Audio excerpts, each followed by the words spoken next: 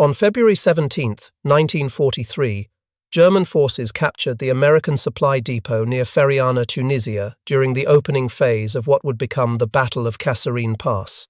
What they found inside would fundamentally change how German commanders understood the war they were fighting. The depot was massive. Rows of wooden crates stretched across several acres, all stamped with American military markings. Inside those crates sat more food than an entire German division would receive in months: fuel drums, ammunition cases, medical supplies, spare parts, and food. Mountains of food that German soldiers, hungry for months, tore through with desperate hands. Among the supplies were boxes labeled Field Ration Type K. Each box contained 3 separate meals: breakfast, dinner, and supper. Each meal came in its own compact package about the size of 2 cigarette packs. Inside the breakfast package was a small tin of chopped ham and eggs, already cooked and ready to eat, 4 hard biscuits, a compressed fruit bar, instant coffee, sugar tablets, cigarettes, chewing gum, and even toilet paper. This was emergency rations, the lowest quality field food the American military issued, and it was better than anything German soldiers had eaten in months. The K-ration provided 2,830 calories per day, total across all 3 meals, but these were just the emergency rations. The depot also contained Field Ration Type A, fresh vegetables and meat; Field Ration Type B, canned and preserved foods; Field Ration Type C, individual meal cans; mountains of real coffee, not the burnt grain ersatz the Germans drank; sugar by the ton; chocolate bars; canned fruit, condensed milk, and perhaps most absurdly to German eyes, ice cream mix. The Americans were shipping ice cream ingredients to North Africa in the middle of a war. Because they could. German officers conducting the inventory realized they were looking at a fundamental difference in capability. American soldiers in the field were eating a minimum of 2,800 calories per day from K-rations alone. In practice, when field kitchens were operational and other ration types available, American soldiers were consuming 3,400 to 4,100 calories daily, depending on their activity level and assignment. Official German rations at the start of the war called for approximately 3,600 calories per day on average, with combat troops receiving even higher allocations. However, actual delivery to troops in the field often fell short of these paper allocations. By early 1943 in North Africa, the reality was 1,500 to 1,800 calories on a good day, sometimes less. And those calories came from increasingly poor quality food. Black bread that was more sawdust than grain. Thin soup. Occasional canned meat of questionable origin. Ersatz coffee. When available, potatoes. The contrast was not just in quantity, it was in quality. American rations contained real meat, real eggs, real fruit, real coffee, real chocolate. German rations contained substitutes, fillers, whatever could be scraped together from a supply system stretched beyond breaking across multiple fronts. During the Kasserine Pass offensive from February 14 to February 24, 1943, German forces captured substantial American material. The official tally included 183 tanks, 208 artillery pieces, 104 half-tracks, 512 trucks and vehicles, and critically, over 57,000 gallons of fuel and lubricants, plus 45 tons of ammunition. The food was not officially tallied, but German soldiers remembered it vividly for the rest of their lives. The disparity in rations was not new in early 1943. It had been building since the beginning of the war. When the Afrika Korps arrived in North Africa in, February 1941, German logistics were already strained. Everything had to cross the Mediterranean from Italy, running a gauntlet of British naval and air attacks. Ships that made it to Tripoli or Benghazi then had to unload supplies onto a transportation network that barely existed. The Via Balbia, the single coastal road connecting Libya to Egypt, could not handle the volume. Trucks were in short supply. The distances were enormous. Fuel consumed getting supplies forward ate into the fuel being delivered. By late 1941, official Wehrmacht rations were not reaching troops at the front in full. Commanders stretched what they had. Rations meant for 10 men fed 12, then 15, then 20. Soldiers lost weight. Energy levels dropped. Illness increased. The desert environment, with its extreme heat and limited water, made everything worse. German military medical records from North Africa document the deterioration.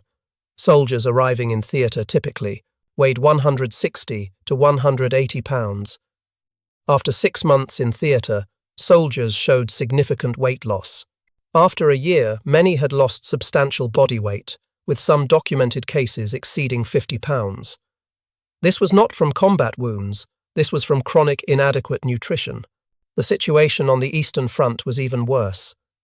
Operation Barbarossa, launched in June 1941, was planned as a 3 to 4 month campaign. Destroy the Red Army, capture Moscow, force Soviet surrender before winter. The logistics were planned accordingly.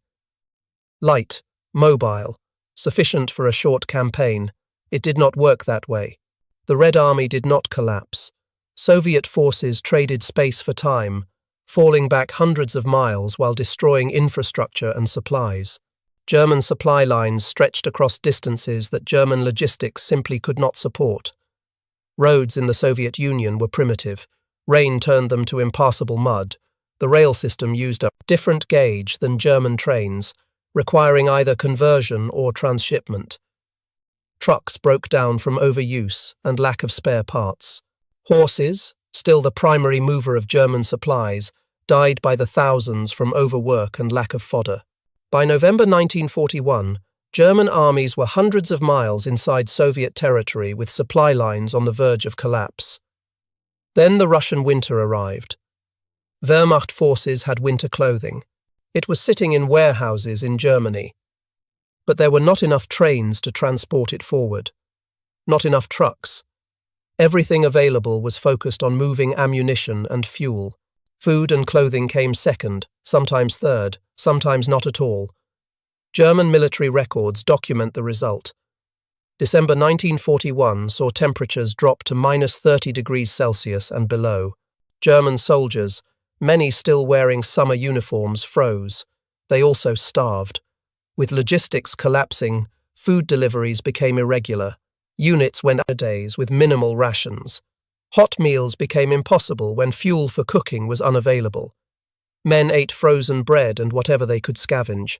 The German High Command had ordered troops to live off the land in Soviet territories.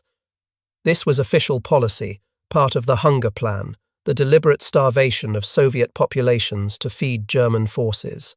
But Soviet scorched earth tactics and the poverty of rural Russia meant there was little to take. German soldiers found themselves competing with starving Soviet civilians and prisoners for scraps. The Wehrmacht took 2 million Soviet prisoners of war in 1941. German policy provided these prisoners an official ration of 1,490 calories per day. In practice, many received far less. By spring 1942, 2 million Soviet prisoners had died, most from starvation and exposure. German soldiers, watching this mass death, understood what it meant to be on the wrong side of a logistics system that could not feed everyone. By mid-1942, German rations across all fronts had declined from official allocations. The paper rations still looked adequate. The reality was different. At Stalingrad, in September 1942, German soldiers were receiving 1,800 calories per day. By December, encircled forces were down to 100 grams of bread daily, roughly 400 calories total. Soldiers starved while fighting one of the most brutal urban battles in history. Wehrmacht medical officers documented the consequences. Malnutrition did not just cause weight loss, it caused increased susceptibility to disease. Wounds healed slowly. Recovery from illness took longer. Cold weather injuries were more severe and more common. Soldiers became physically unable to perform demanding tasks. Mental acuity declined. Morale collapsed. Starting in 1944, Wehrmacht ration quality declined even when quantities were maintained on paper. Meat and fats were replaced with potatoes and dried vegetables. Bread became increasingly adulterated with sawdust and other fillers. Coffee substitutes became substitutes of substitutes. Anything that could be stretched was stretched. American soldiers, meanwhile, continued eating well. Studies conducted by the United States Army Quartermaster Corps during the war documented actual caloric intake. In garrison, American soldiers consumed 3,400 to 3,800 calories per day. In field training and combat operations, the range was 3,200 to 4,100 calories. These figures were consistent across all theaters: Europe, North Africa, Italy, Pacific Islands. American logistics delivered. The American military treated food as a strategic priority. The Quartermaster Corps employed thousands of personnel focused solely on feeding troops. Supply chains were built to move food alongside ammunition and fuel. Field kitchens were standardized, mobile, and efficient. The M1937 field range could be set up in 30 minutes and feed 150 to 200 men with hot meals twice daily. Ice cream became an official priority. The United States produced 135 million pounds of dehydrated ice cream mix annually by 1943, plus 80 million gallons of fresh ice cream. It was classified as one of the 7 basic foods and distributed to all theaters. The military built ice cream plants on ships. The Navy even constructed floating ice cream barges in the Pacific. This was not frivolity. This was a deliberate policy to maintain morale through abundance. German prisoners of war experienced American food culture firsthand. By war's end, 425,000 German POWs were held in approximately 700 camps across 46 states. Under the Geneva Convention, they received the same rations as American soldiers, approximately 3,200 calories per day, equal to what American troops ate. The results were dramatic. German POWs gained weight in captivity. One prisoner recalled weighing 128 pounds at capture and 185 pounds after 2 years as a POW, gaining 57 pounds. He wrote that he had gotten so fat you could no longer see his eyes. Another prisoner gained similar weight, later stating that the food was so abundant it seemed sinful compared to what German civilians were eating. Historian Arnold Kramer, studying German POWs in America, noted that many prisoners gained substantial weight, which their families immediately noticed upon their return to Germany after the war. Some prisoners were eating better as captives than they had eaten as soldiers in their own army. This fact was not lost on them. Approximately 5,000 German POWs later emigrated to the United States, in part because of their positive experiences during captivity. One documented case was Ernst Floeter, born August 8, 1925 in Stettin. He was drafted into the Wehrmacht and served with the German 91st Division. He was captured by the American 82nd Airborne Division in Normandy in June 1944, 12 days after D-Day. He was 18 years old.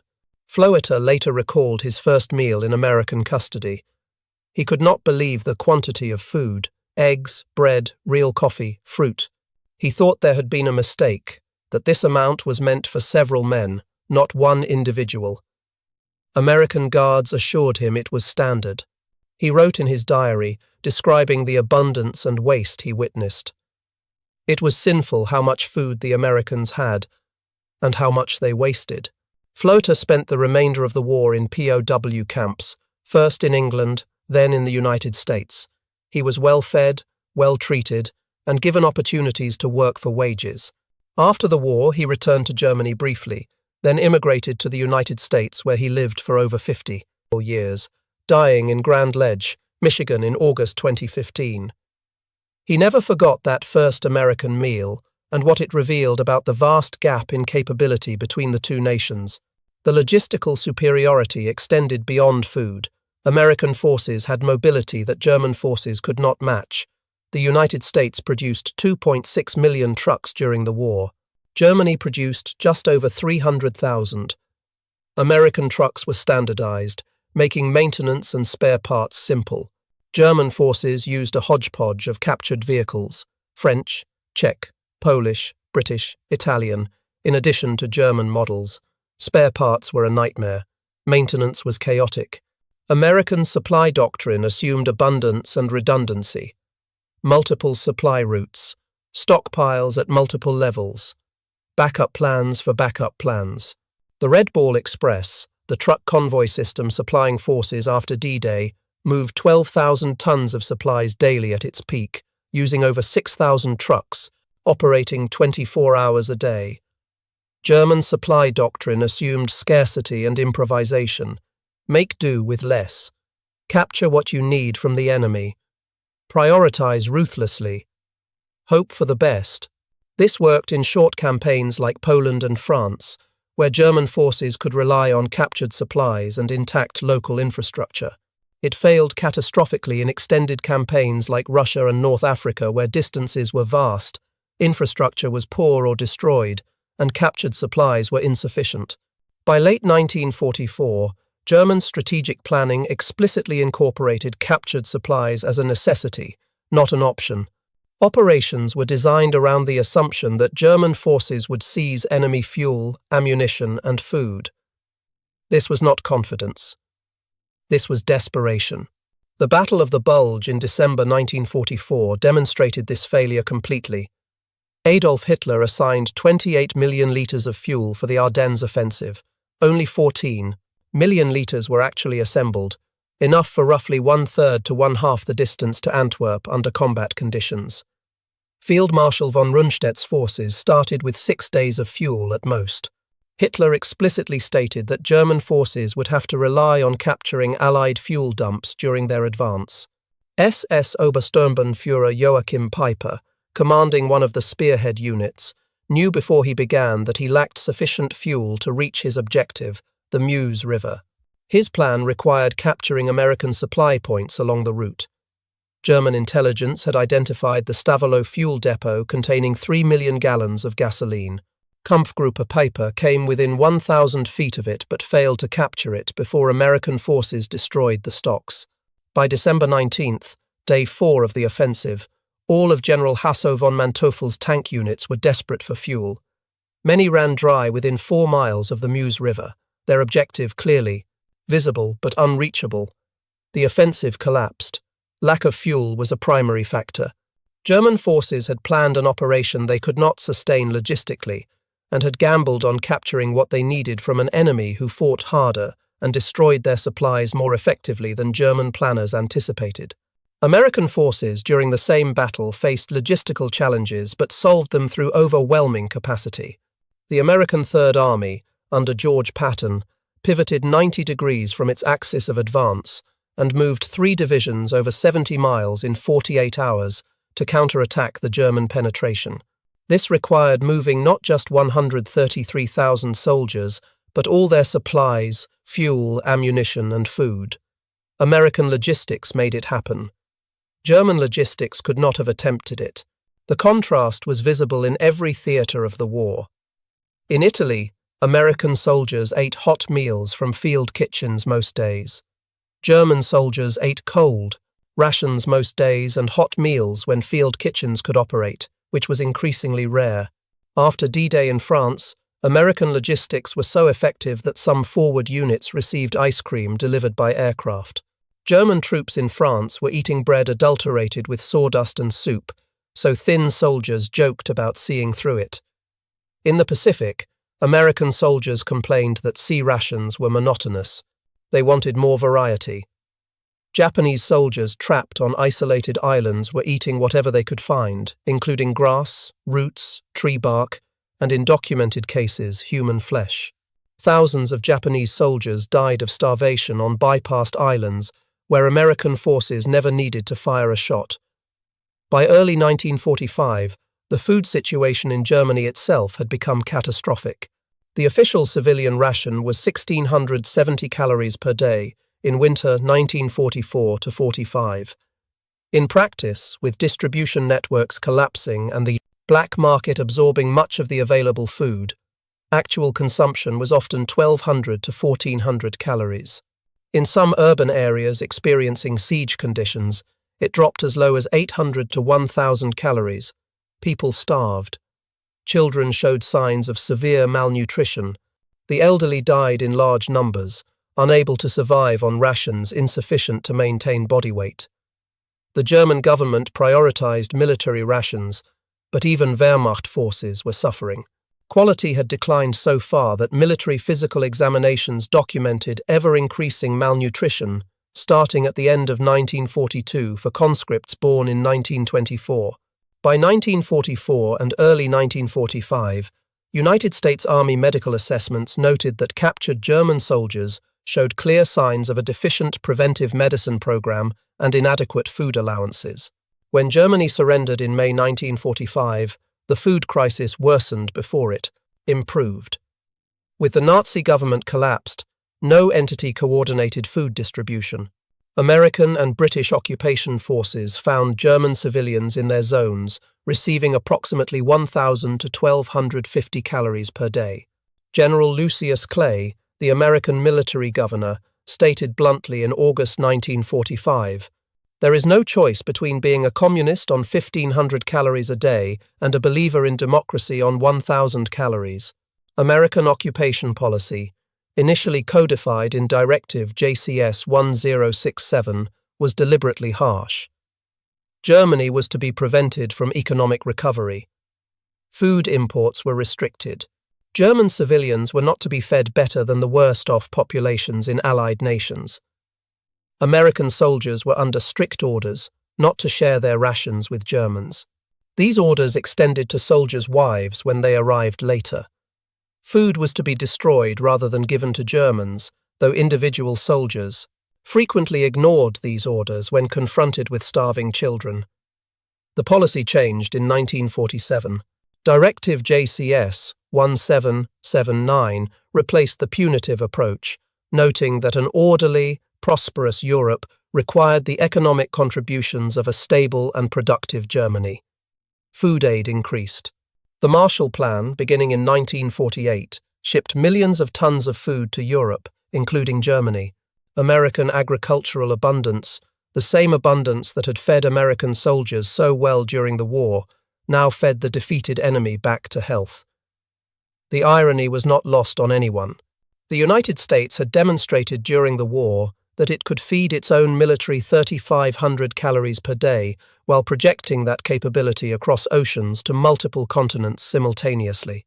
After the war, the United States demonstrated it could feed much of Europe, including former enemies, preventing mass starvation while rebuilding entire economies. This was power of a kind that few nations in history had possessed. The calorie gap was never officially acknowledged during the war. Nazi propaganda never admitted German soldiers were starving while American soldiers ate ice cream. But soldiers knew. Every German soldier who captured American supplies knew. Every prisoner who ate in American camps knew. Veterans returning from every front knew. The knowledge spread through the civilian population despite censorship. After the war, military historians and analysts studied the role of logistics in Germany's defeat. Their conclusions were unanimous. Germany faced many disadvantages: Soviet manpower, American industrial production, British determination. But underlying all of them was a fundamental logistical inadequacy.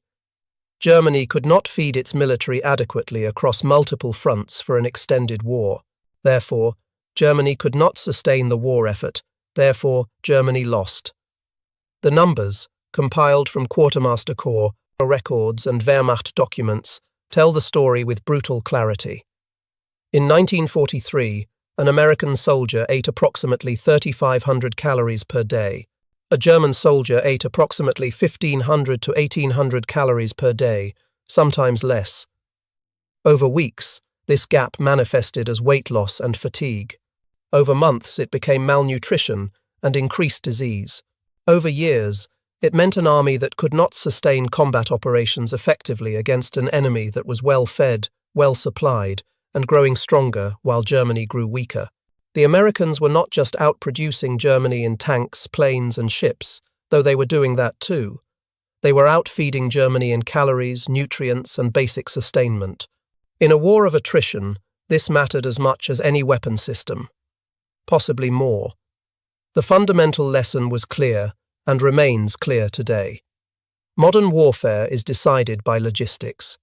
An army marches on its stomach, as Napoleon allegedly said, "Feed your soldiers well and they can fight effectively." Starve your soldiers and they will lose, regardless of courage, training, or tactical skill. This is not abstract military theory. This is historical fact, documented in millions of ration reports, medical records, and after-action analyses from all sides of the conflict. The United States understood this. American military doctrine treated logistics as a core competency, not an afterthought. Supply chains were built in parallel with combat units. Food, fuel, and ammunition were moved together, planned together, prioritized together. Field kitchens, mobile bakeries, and refrigeration units were standard equipment. The attitude was that well-fed soldiers fight better, so feeding them well was a tactical advantage worth the investment. Germany never fully grasped this, or grasped it too late. German military doctrine emphasized will, discipline, and offensive spirit. Logistics was seen as an administrative function, not a combat multiplier. The assumption was that German soldiers were tough enough to fight effectively on less food, less fuel, and fewer supplies than enemies who were supposedly soft and dependent on material comfort. This assumption was tested on the Eastern Front, in North Africa, and in Western Europe. It failed in every case. The German military was not poorly led. German tactical doctrine was often superior to Allied doctrine. German soldiers were well trained and often courageous. German weapons, particularly tanks and machine guns, were frequently better than Allied equivalents. None of it mattered because the German military could not be sustained logistically for the war it was fighting. That is the story of the calorie gap. It is a story about logistics, supply chains, and industrial capacity. It is about the unglamorous side of war, the part that does not appear in propaganda films or heroic narratives, but it is the part that determines outcomes. Farmers growing wheat, factory workers canning meat, merchant mariners shipping supplies across oceans, truck drivers moving food forward under fire, quartermasters calculating requirements, cooks preparing meals in field kitchens. All the people and systems that ensure soldiers eat. The Americans did this superbly.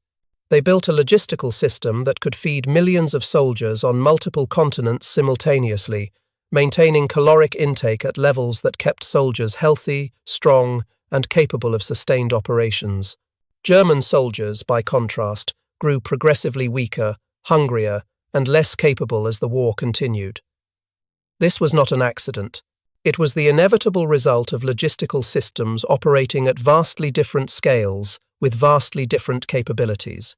When German forces captured that American supply depot at Feriana on February 17, 1943, they were looking at physical evidence of this gap: mountains of food, K-rations, providing 2,830 calories as emergency rations, field rations providing 3,500 to 4,100 calories when field kitchens operated, real coffee, real chocolate, real meat, real eggs, all shipped thousands of miles across an ocean to feed soldiers fighting in a North African desert.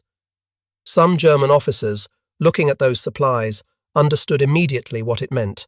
America possessed logistical capability that Germany could not match. America could project power not just in terms of tanks and aircraft, but in terms of food and fuel and every other supply a modern military needed. America was not just fighting Germany.